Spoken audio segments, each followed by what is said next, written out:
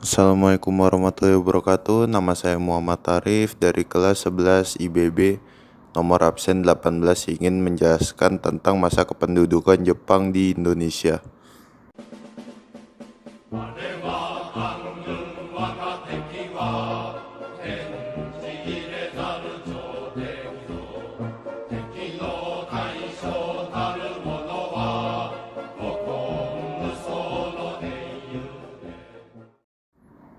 Oke baik, pertama-tama saya akan menjelaskan latar belakang pendudukan Jepang di Indonesia.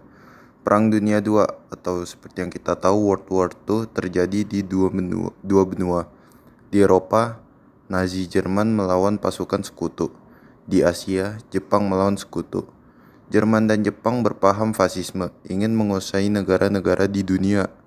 Perang Dunia II di Asia dikenal dengan Perang Pasifik atau Perang Asia Timur Raya.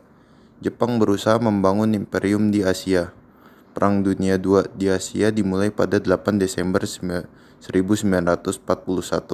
saat tentara Jepang atau yang biasa disebut Dai Nippon mendadak menyerang Pearl Harbor di Hawaii, pangkalan Angkatan Laut Amerika Serikat terbesar di Pasifik.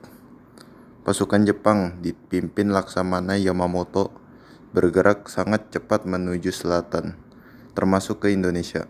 Setelah Jepang menyerang Pearl Harbor, Gubernur Jenderal Hindia Belanda Aloysius Tjarda van Schouwer mengumumkan perang dengan Jepang.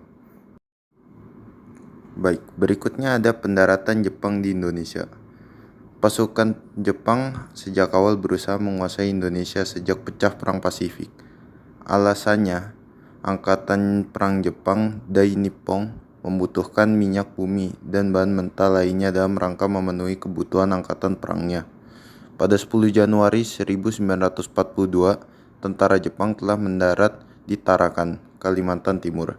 Kemudian disusul dengan penguasaan daerah Balikpapan, Pontianak, dan Banjarmasin. Daerah-daerah pertambangan minyak di Kalimantan dengan mudah dikuasai oleh Jepang. Tentara Jepang bergerak ke Sumatera, menduduki Palembang pada 14 Februari 1942, sehingga makin mudah merebut Pulau Jawa. Tentara Jepang menjalankan siasat perang kilat atau Blitzkrieg untuk mewujudkan Imperium Asia Timur Raya. Dan menghadapi ekspansi Jepang, sekutu membentuk ABDACOM atau American, British, Dutch, Australian Command dengan markas di Lembang, Bandung.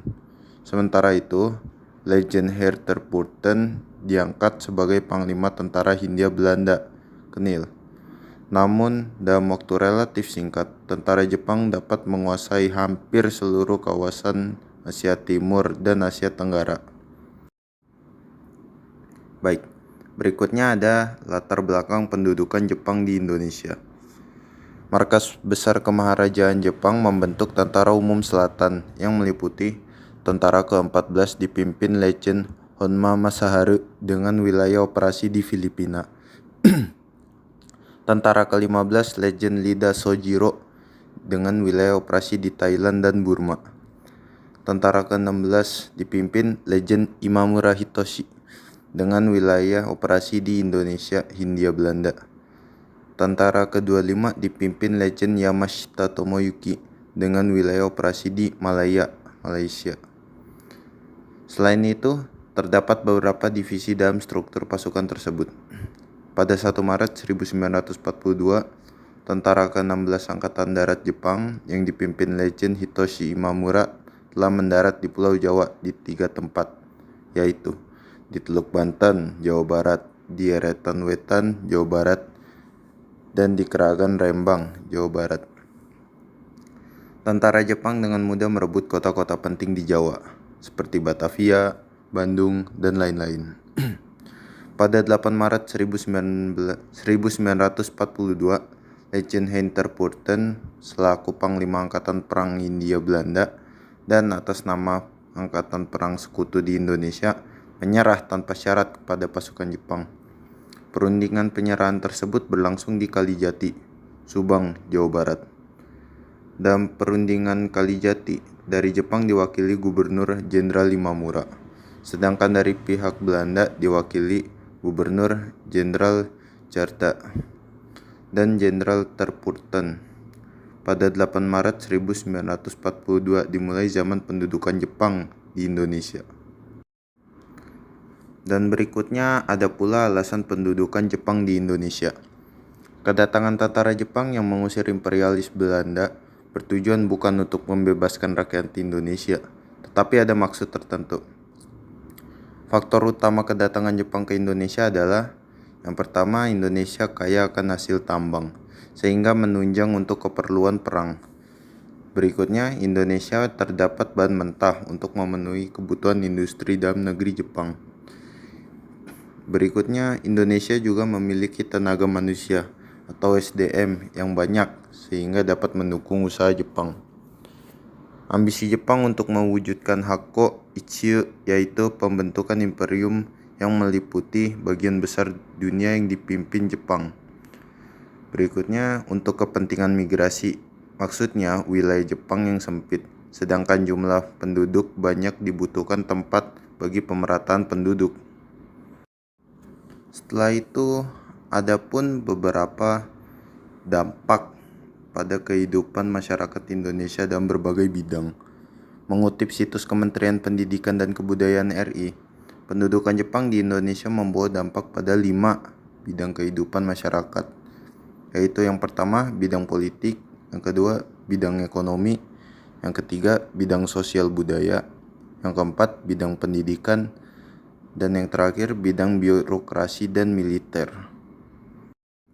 Baik, ada pula dampak-dampak yang diberikan Jepang mengandung dampak positif dan ada pula yang negatif.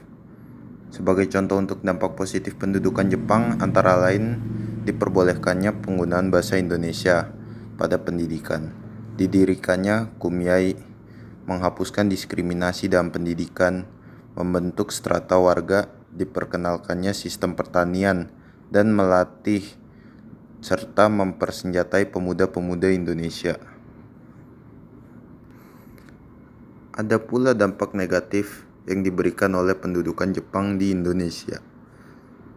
Seperti yang kita tahu bahwa selama Jepang berpendudukan di Indonesia, banyak rakyat yang menderita kelaparan, krisis ekonomi yang sangat parah, dan adanya kerja paksa atau romusha. Baiklah, dapat disimpulkan dari presentasi saya di atas, banyak sekali hal yang terjadi dan peristiwa yang terjadi ketika Jepang berpendudukan di Indonesia, mulai dari yang positif sampai yang negatif. Baik, cukup sampai di sini saja. Mohon maaf bila ada salah kata sebelumnya. Terima kasih. Wassalamualaikum warahmatullahi wabarakatuh.